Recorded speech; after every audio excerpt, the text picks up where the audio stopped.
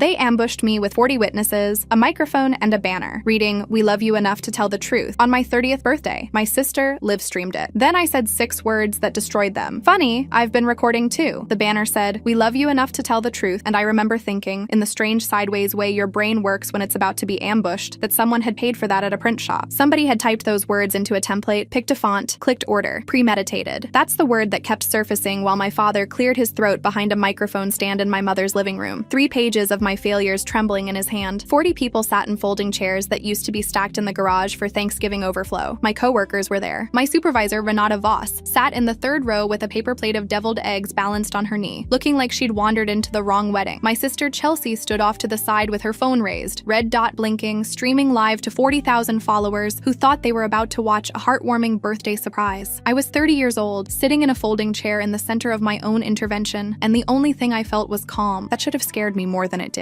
"Faith," my mother said into the microphone, "we're here because we love you, and because you're tearing this family apart." Nobody in that room knew what was in my phone. Not yet. I need to back up because none of this makes sense without the 3 months that came before it. 3 months where I stopped being the daughter who explained herself and became the daughter who documented. I'd been living 40 minutes from my parents for 6 years, close enough for Sunday dinners, far enough to have my own life. I worked as a compliance analyst at a regional insurance firm in Dublin, Ohio, a job that had taught me, without my realizing it at the time, exactly how to build a paper trail. I liked my job. I liked my apartment, a 1-bedroom above a bakery that made the whole building smell like cinnamon on Saturday mornings. I liked my life mostly, except for the part of it that still orbited my parents' house on Larchmont Drive, where I had spent 30 years learning to make myself smaller so the room would stay calm. My mother, Diane, was the kind of woman who could make an insult sound like a compliment if you weren't paying attention, and I hadn't been paying attention for a very long time. My father, Gary, sold industrial HVAC equipment and had a laugh that filled a room, the kind of laugh that made people trust him immediately, which I would later understand was both a gift and a very effective disguise. My sister Chelsea was 26, married to a quiet, decent man named Derek, and building what she called a lifestyle brand out of our family's dysfunction, one confessional TikTok at a time. My grandmother, Ruth, was 84, sharp as a blade some days and fogged over on others, living alone in the house she'd shared with my grandfather for 51 years. I trusted all of them. That's the part I have the hardest time explaining to people now. Not that I was naive, but that trust, when it's been built over 30 years by people who know exactly which buttons to press and which to leave alone, doesn't erode all at once. It erodes in 1,000 small increments, so slowly you mistake the discomfort for your own oversensitivity. The first real crack came on a Tuesday in April. I'd stopped by my parents' house to drop off a casserole dish I'd borrowed, and I was standing in the hallway outside the kitchen, jacket still in hand, keys still in my fingers, when I heard my name through the wall. "We do it on her birthday," my mother was saying, her voice pitched low but not low enough. "Tell her she's selfish. If she cries, even better." I heard my sister's laugh, easy and bright, the same laugh she used in her videos. "I'll film it. My page needs content like this." I stood in that hallway for what felt like a very long time, long enough that my hand went numb around my keys. I didn't storm in. I didn't confront them. I walked back out to my car, sat in the driver's seat with the engine off, and stared at the garage door until my breathing evened out. Then I called Naomi. Naomi Chen and I had been best friends since our sophomore year at Ohio State, back when she was pre-law and I was still deciding what I wanted to be. And in the years since she'd built a career as a civil rights attorney at a firm downtown, the kind of woman who read contracts for fun and never once, in 15 years of friendship, told me I was overreacting. "Do you still have that voice recorder app?" she asked, after I'd told her what I heard. I did. I'd downloaded it years ago for a work meeting and never deleted it. "Ohio is a one-party consent state," Naomi said. "If you're in the room, you can record it, legally." She said it twice, like she knew I'd need to hear it again to believe it. "Faith, you're allowed to protect yourself." I didn't tell her yet what I was planning because I didn't know myself. I just knew I wasn't going to walk into whatever they were building blind. So I started recording every Sunday dinner, every visit. A phone in my back pocket, a habit that became so automatic I stopped feeling the weight of it. Week 2. I'd come by on a Thursday evening to pick up a package that had been delivered to my parents' address by mistake, and I found the garage door cracked open, my father pacing near his workbench with his phone pressed to his ear, his voice pitched into a register I'd never heard him use with my mother. "Tuesday works, Linda," he was saying, soft as a teenager sneaking a call after curfew. "Diane thinks I'm bowling." I stood very still in the shadow of the doorway. My stomach didn't drop the way it does in movies. It just went cold and quiet, a held breath that lasted the rest of the conversation. I told myself it could be nothing. A coworker, an old friend, a name that meant nothing. That's the rationalization stage, the one where your brain fights to keep the world the shape it's always been. I almost believed it. Almost. I didn't confront him. I got in my car, drove 2 blocks, and pulled over to write down the date, the time, and the name Linda in the Notes app on my phone, my hands not quite steady on the screen. Week 4. I was in the backyard waiting for my mother to bring out a folding table for a cookout when I heard her voice through the kitchen window, cracked open for the breeze apologies, laughing with my Aunt Pam in a tone I only ever heard her use with people she trusted completely. Gary doesn't know about the $14,000, she said. I moved it after Mom's estate sale. My grandmother, the mother of the woman who'd said that sentence, was still alive, still living in her own house, still, as far as I knew, unaware that any estate sale money had gone anywhere but back to her. My aunt's voice came back smug, pleased with herself. And the bracelet, already sold it, $800. That bracelet had belonged to my grandmother's own mother. My grandmother wore it to church every Easter for as long as I could remember. She'd been asking about it for weeks, telling my mother over the phone that she couldn't find it in her jewelry box. And my mother had told her, gently, patiently, that she'd probably just misplaced it, that she should look again, that she was getting forgetful. I stood in that backyard holding a stack of paper plates and felt something in my chest go very cold and very clear. I didn't confront her either, not that day. I told myself I needed more before I said anything. That one overheard sentence wasn't proof of anything, that I could still be wrong. I went home that night and sat on my kitchen floor with my back against the cabinets and cried for the first time in the whole 3 months. Not loud, not dramatic, just quiet and steady, the way you cry when you're grieving something that technically hasn't died yet. I tried once to fix it the ordinary way. 2 days later, I called my mother and asked, as casually as I could manage, whether Grandma's estate sale money had all gone back into her account. My mother laughed, an easy practiced laugh, and said, "Of course, Faith, why would you even ask that?" Her voice didn't shake. Her voice never shook. That was the part that unsettled me most. The smoothness of the denial, the way it slid into place like it had been waiting there the whole time, pre-built for exactly this question. I hung up and sat with my phone in my lap for a long time, my hands not quite steady, wondering if I'd just tipped my hand for nothing. Week 6, Sunday dinner, my sister 2 glasses of wine deep, cornering my mother in the kitchen while I stood in the doorway to the dining room, unseen. Chelsea's voice had the loose, unguarded quality wine gave it. "Derek is so useless," she said. "I wish I'd never married him." 40 minutes later, at the table, her hand was on his arm, and she was telling the room, phone angled for a video she'd post that night, that he was the best thing that ever happened to me. I watched Derek smile at the camera. I watched him believe it. And I understood, in a way I hadn't fully let myself understand before, that everyone in that house was wearing a mask, and had been for longer than I could calculate, and I was the only one who no longer needed one, because I had stopped performing for them the moment I started recording. I tried to warn him, not with proof. I wasn't ready to hand anyone proof yet, not even someone I liked as much as I liked Derek, but with a careful, sideways comment a week later, over coffee I'd suggested just the 2 of us. "You doing okay?" I asked him. "Really okay?" He looked at me for a second too long, like the question had landed somewhere he wasn't expecting, and then he smiled the same smile he'd used at the table. "Chelsea and I are great," he said. I let it go. I've thought about that coffee more than almost anything else from those 3 months, the version of the story where I said more, and whether it would have changed anything, or whether some doors only open from the inside. Week 8. My mother called to tell me about the birthday party she was planning. My 30th, a milestone, she said, deserved something special. She invited my supervisor, Renata, whom she'd met exactly twice. She invited coworkers I barely spoke to outside of meetings. When I asked why, gently testing the water, she said, "I just want people to see how much support you have." I knew by then exactly what that meant. A courtroom dressed up as a party. Witnesses, not guests. I was the only one who didn't know the verdict yet, and I intended to make sure that by the night of the party, I would. I want to be clear about something, because it matters. I wasn't planning revenge. Revenge is loud, and it burns the person holding it as much as the person it's aimed at. What I was planning was survival, the kind that requires evidence, because I had spent 30 years being told my memory was unreliable, my feelings were exaggerated, my perception of my own family was somehow always slightly wrong. I needed something that couldn't be argued with. I needed proof that would hold up not just in that living room, but in my own mind. On the nights afterward, when I'd lie awake wondering if I'd imagined the whole thing, Naomi became the person who helped me build that proof into something solid. We met for coffee on a Wednesday in June, and I laid my phone on the table between us and played her the 4 recordings, one after another, while she sat with a legal pad and took notes like the professional she was. "The bracelet and the $14,000, she said, when the recordings ended. "That's not a family dispute anymore, Faith. That's potential elder financial exploitation. Ohio has specific statutes for that. If your grandmother is a vulnerable adult and money or property was taken from her without full, informed consent, that's a crime, not a family secret. I don't want to send my mother to prison," I said. "You don't have to decide that today." Naomi's voice was steady, lawyer calm, the voice she probably used with clients who were in far worse situations than mine. "But you do have to decide whether your grandmother deserves to know what happened to her money and her mother's bracelet. That part isn't really a choice. That's just decency." She was right, and some part of me had known it since the backyard, since I'd stood there holding paper plates and felt the cold clarity settle into my chest. 2 weeks later, I drove to my grandmother's house on a Saturday morning and sat with her at her kitchen table, and I played her nothing. I didn't want her hearing her own daughter's voice doing that to her. Not yet. Not without someone there to help her process it. But I told her carefully what I'd overheard. I told her about the bracelet. I told her about the $14,000. My grandmother is not a fragile woman. She sat very still for a long moment, her hands folded on the table in front of her, and then she said, "I wonder wondered why Diane got so tense whenever I asked about that bracelet. She called Adult Protective Services herself the following Monday. The caseworker assigned to her file, a woman named Marisol Ferreira with 11 years in Elder Protective Services, came to the house within the week. I wasn't there for that meeting, but Naomi later helped my grandmother understand the documentation Marisol requested. Bank statements, estate sale records, receipts, the kind of paper trail that, once you start pulling it, doesn't stop unspooling. By early August, a financial crimes detective named Sergeant Diane Okafor, 17 years with the County Sheriff's Department, the last 6 in financial crimes, had opened a file. Not an arrest, not yet, just a file, the quiet, unglamorous beginning of the kind of investigation that takes months and ends, more often than people expect, not with handcuffs, but with a district attorney deciding whether prosecution serves anyone's interest, or whether restitution and a stern letter will have to do. Sergeant Okafor met with my grandmother twice that summer, once at the house and once at the sheriff's substation off Sawmill Road, walking her through what the county would need: the original estate sale ledger from the company that had handled the sale, 3 months of bank statements from my grandmother's checking account, and, if I was willing to provide it, the recording of my mother's and aunt's kitchen window conversation. Naomi came with me the day I handed it over, sitting beside me at a metal table while a records technician logged the file into evidence, assigned it an exhibit number, and had me sign a chain of custody form acknowledging where the recording had come from when it was made, and that no one had altered it since. It felt strange, watching a moment from my parents' backyard get folded into a manila folder and labeled Exhibit C, like watching a memory become paperwork. I didn't know in August which way the case would go. I still don't fully know how it will end, but the file existed, the proof existed, cataloged and signed for. Quick pause. If you want more stories like this in better quality, my Spotify's linked in the description. That was enough to stop me from lying awake wondering if I'd imagined the whole thing. I also, on Naomi's advice, started seeing a therapist of my own, Dr. Priya Anand, a licensed clinical psychologist who specialized in family estrangement and complex trauma. I told her in our first session that I felt guilty for recording my own family. She asked me why. I said, because it feels like I stopped trusting them before they gave me a reason to. They gave you the reason first, Dr. Anand said. You just noticed it before you had the language for it. I didn't fully believe her that day. I believe her more now. The days leading up to my birthday moved strangely, the way time does when you know something is coming and you can't stop it, and more unsettlingly, you don't entirely want to. My mother called twice to confirm the guest list. My father asked, almost gently, if there was anything I wanted to say to clear the air before the party, a question that would have terrified me 3 months earlier and now just felt like a hand reaching for a door that was already locked. 2 nights before the party, I sat in my apartment with Naomi, and we went through every recording one more time. She flagged the 4 that mattered most: my father's affair call, my mother and aunt discussing the stolen money and the bracelet, my sister's drunken confession about Derek, and the one I'd almost forgotten I had, recorded almost by accident during a phone call I'd put on speaker while making dinner. My mother's original planning conversation: we do it on her birthday. Tell her she's selfish. If she cries, even better. You don't have to play all of them, Naomi said. You could talk to a lawyer about the financial one privately. Keep the others for yourself. You get to choose how much of this becomes public. I thought about that for a long time. I thought about Renata sitting in a folding chair with a paper plate of deviled eggs, about to watch my parents perform my failures for an audience. I thought about 40 people who would walk away from that party believing whatever version of me my mother had built for them, a version I would then have to spend years quietly correcting, one relationship at a time, the way I'd been correcting misconceptions about myself since I was a child. I want them to hear it the way I heard it, I said finally, in their own voices, not mine. Naomi didn't try to talk me out of it. She just made sure 3 separate times that I understood exactly what Ohio law allowed and what it didn't, that every file was legally obtained, that nothing I was about to do could be turned around and used against me. You're not doing anything wrong, she said, but they're going to try to make you feel like you are. Be ready for that. I was ready, or I thought I was, which turns out to be a different thing entirely. The night before the party, I didn't sleep more than 2 hours. I lay in bed running through every version of what could go wrong. My father grabbing the phone before I got the first file playing. My mother somehow talking the room into believing the recordings were fabricated. 40 people deciding collectively that I was the villain of the evening regardless of what they heard. Naomi had told me more than once that I had maybe one clean shot at this, because once my mother realized what was happening, she'd try to shut it down within seconds. You won't get 4 files in a row if you hesitate, Naomi said. The first one has to be undeniable, and you have to keep moving before anyone recovers enough to stop you. I practiced the sequence in my head so many times that by morning I could have recited the order of the recordings in my sleep. The affair first, because it would shock the room into silence fast enough to buy me the seconds I needed for the rest. I got dressed that afternoon with my hands shaking, the same shaking Naomi had warned me might happen, adrenaline mistaking itself for fear. I checked my phone 3 times to make sure all 4 files were saved locally, not just backed up to the cloud, in case something went wrong with the Wi-Fi at my parents' house. I checked that the volume was turned all the way up. I sat in my car in my own apartment's parking lot for 10 minutes before I could make myself turn the key, my stomach in a knot so tight it was almost nausea, and I thought more than once about simply not going. Nobody would have blamed me. me. I could have called and said I was sick, let the party happen without me, let them read their 3 pages of grievances into an empty microphone. But some part of me understood that if I didn't walk into that room, they would simply reschedule, that the banner would go back in a closet and come out again for some other occasion, and I would spend the rest of my life bracing for it. So I turned the key. The night of my birthday, I pulled into my parents' driveway at 6:47 p.m. and noticed, before I'd even parked, that the porch light had been swapped for something warmer, more flattering, the kind of lighting you'd use for a photo, not a family dinner. The coffee table that normally sat in the living room was gone. In its place, rows of folding chairs, all facing a small table with a microphone stand, the kind you'd rent for a school assembly. Behind it, taped to the wall, the banner, "We love you enough to tell the truth." I stood in the doorway for a second too long, and my mother, catching sight of me, smiled the particular smile she used when she wanted a room to see her as gracious. "There she is," she said, loud enough for the room, "the birthday girl." 40 people turned to look at me. I recognized most of them: cousins, my Aunt Pam, my parents' neighbors, 3 co-workers from the office, and Renata, seated in the 3rd row exactly where I'd later remember her. Deviled eggs balanced carefully on a paper plate, her expression the specific blend of confusion and social obligation you wear at an event you don't yet understand. I found a folding chair near the front. They'd clearly reserved it for me, and I sat down. My phone was already recording. It had been recording since I turned into the driveway. My father took the microphone first. He was wearing his good sweater, the navy one my mother bought him for church, and in his hand he held 3 sheets of paper, folded once, the creases sharp enough to suggest they'd been folded and unfolded several times while he rehearsed. "Faith," he said, "we're doing this because we love you." Then he started reading, not from memory, not from the heart, from the page, in my mother's handwriting, a list of things I'd apparently done wrong dating back to when I was 8 years old. A fight with a cousin at a birthday party 22 years ago. A time in high school when I'd forgotten to call and check in after a football game. A comment I'd made at Thanksgiving 4 years earlier that my mother had apparently filed away and was only now presenting as evidence of a pattern. I didn't cry. I didn't interrupt. I sat with my hands folded in my lap and let him finish, because Naomi had told me more than once that the version of this story that would matter most wasn't the one where I defended myself line by line. It was the one where I let them build their case in full, in front of witnesses, before I answered it. When my father finished, my mother took the microphone. She read her own list, longer than his, and somewhere in the middle of it, Chelsea drifted to the side of the room with her phone raised, red recording light blinking, streaming to her followers in real time, narrating in a low voice for the people watching at home. "This is so raw, you guys," I heard her murmur once. "This is real." "Faith," my mother said finally, closing her list, "we're here because we love you, and because you're tearing this family apart." I stood up. "Can we talk privately?" I asked. My voice came out steadier than I expected. "No," my mother said, sharp enough that a few people in the front row shifted in their seats. "These people are witnesses." Fine, I remember thinking. Then they can be witnesses to something else. I reached into my jacket pocket and pulled out my phone. "Funny," I said. "I've been recording too." I pressed play on the first file before anyone in that room had fully processed the sentence. My father's voice filled the living room, tinny through my phone's small speaker, but unmistakable. "Tuesday works, Linda. Diane thinks I'm bowling." The room went silent in a way I've never experienced before or since. Not the silence of people being quiet, but the silence of 40 people simultaneously recalculating everything they thought they knew. My mother's face drained of color, a physical, visible thing, like watching someone unplug slowly from the inside. My father lunged toward me, hand out, reaching for the phone. "Turn it off. Turn that off right now." I didn't. I stepped back out of his reach and let the recording run to its natural end. 22 years, he'd said in a follow-up call I hadn't played yet. 22 years, and she still thinks I go bowling. Before I moved to the second file, my mother's voice this time, cool and pleased with herself in a way that made my stomach turn, even though I'd heard it a dozen times already. "Gary doesn't know about the $14,000. I moved it after Mom's estate sale." Then my aunt's voice, smug, satisfied. "And the bracelet, already sold it. $800. My Aunt Pam came up out of her folding chair like it had caught fire beneath her, her mouth opening and closing without producing sound, her eyes darting toward the door. I moved to the 3rd file before anyone could recover. My sister's voice, wine loose, unguarded. "Derek's useless." I wish I never said yes at that altar. Derek was sitting 2 rows back, in a button-down shirt he'd probably ironed that afternoon, and I watched him go very still. He stood up slowly, looked at Chelsea once, not with rage, just with the flat, exhausted clarity of a man recalculating an entire marriage in real time, and walked out. No slammed door, just the quiet click of the front door closing behind him, somehow louder than any shout could have been. Chelsea lunged for her own phone, thumbs flying, trying to end the live stream, trying to delete, trying to undo something that 40,000 people had already partially seen. Too late. Screenshots don't wait for permission. 1 file left. I pressed play a 4th time. My mother's voice again, but this one was worse than all the others, because there was no ambiguity in it, no context that could soften it. Calm, almost bored, the tone of someone reading a grocery list. "We do it on her birthday. Tell her she's selfish. If she cries, even better." Nobody in that room spoke. Nobody moved. The banner behind me, "We love you enough to tell the truth," had never looked more ridiculous, hanging there over a room full of people who had just learned exactly how much truth had actually been in the building before I arrived. I lowered my phone. "Now you all know exactly who's selfish in this family," I said. I picked up my purse. My mother grabbed my sleeve as I turned to go, her fingers trembling against the fabric. "Faith, please." I looked at her hand until she let go of me on her own. "You had a microphone," I said. "I had a phone. The difference is mine told the truth." I walked out. I didn't slam the door, I closed it. Closed? What happened in that living room after I left, I only know secondhand, pieced together over the following weeks from Renata, from a cousin who texted me the next morning, from the wreckage that surfaced slowly the way wreckage does after a storm passes and the water recedes enough to see what's actually broken. Renata told me a few days later, over coffee in the break room at work, that she'd left within 10 minutes of my exit, quietly, the way you leave a house that's on fire once you realize the people inside aren't going to put it out themselves. "I came because your mother told me it was a birthday party," she said. "I want you to know I never would have come if I'd understood what it actually was." She didn't treat me differently at work afterward. If anything, she started treating me with a kind of quiet respect I hadn't had from her before. The respect you give someone who turns out to be steadier than you realized. Derek filed for divorce 11 days later. He didn't call me, but Naomi heard through a mutual contact at the courthouse that the filing cited, among other things, statements made publicly by his spouse. Chelsea's TikTok account, the one with 40,000 followers built on confessional content about her picture-perfect family, was flooded within 48 hours with screenshots and clips people had captured before she managed to delete the live stream. She deactivated the account entirely by the end of that week. I don't know what she's doing now. We haven't spoken since the party. My father moved out of the house on Larchmont Drive in September, into an apartment I've never seen, and as far as I know is still seeing Linda, though I've made a point of not asking. His employer, a company he'd sold industrial HVAC equipment for over 2 decades, wasn't involved in any of it directly. His affair wasn't a fireable offense, and I never wanted it to be. But a longtime client who'd been in that living room that night, a man who'd known my father for 15 years, quietly moved his account to a different sales rep the following month. My father never mentioned it to me. I only know because the man's wife told my grandmother at church. My mother stayed in the house alone. I heard from my grandmother that several of the neighbors who'd been in that living room stopped inviting her to block parties, to the annual 4th of July cookout 2 doors down, to the small ordinary rituals of a cul-de-sac that had once considered her a fixture. She still goes to the grocery store, she still goes to church, a different one now, 40 minutes away, where nobody was in that living room and nobody has to know. Reputation, once it cracks in front of 40 witnesses and a live stream audience, doesn't really put itself back together. It just relocates somewhere new and starts over, smaller. The investigation into the $14,000 and the bracelet moved slower than any of the personal fallout. Sergeant Okafor's file grew over the following months. Bank records subpoenaed, the estate sale company's records pulled, my Aunt Pam's online sale of the bracelet traced back through a resale marketplace to a buyer who, remarkably, still had it and was willing to sell it back once the situation was explained. Marisol Ferreira, the Adult Protective Services caseworker, helped my grandmother file a civil claim for restitution separate from whatever the county eventually decided to do criminally. As of the last update Naomi gave me, the district attorney's office was still reviewing the file, weighing whether to pursue charges against my mother and my aunt for elder financial exploitation, or to let a restitution agreement close it out quietly instead. My grandmother, for her part, told me she didn't especially care which way it went, as long as the bracelet came home. It did, in October. She wore it to church that Easter. It's been almost a year now. I still see Dr. Anand every other week. I've stopped feeling guilty about the recordings. Mostly, Naomi was right. They gave me the reason before I had the language for it, and once I had both, I only did what any reasonable person would do with the truth once they finally had it in their hands. I talk to my grandmother every Sunday. We don't talk about my mother much, though sometimes she'll mention her, carefully, the way you mention a country you used to live in and have complicated feelings about visiting again. I don't know if I'll ever have a relationship with my mother or my sister again. I've made peace, mostly, with not knowing. Some doors you close because you're angry, and some you close because you finally understand that closing them is the only way to keep the room on the other side safe. I moved to a bigger apartment in the spring, 2 bedrooms, one of them a home office where I keep, in a locked drawer I'll probably never open again, a backup of every recording I made that year. Naomi told me to keep them, just in case, and I did, though I like to think of them now less as ammunition and more as proof for myself. On the nights I still occasionally wonder if I overreacted, that I didn't, that I heard exactly what I heard, that the room was exactly as cold as it felt.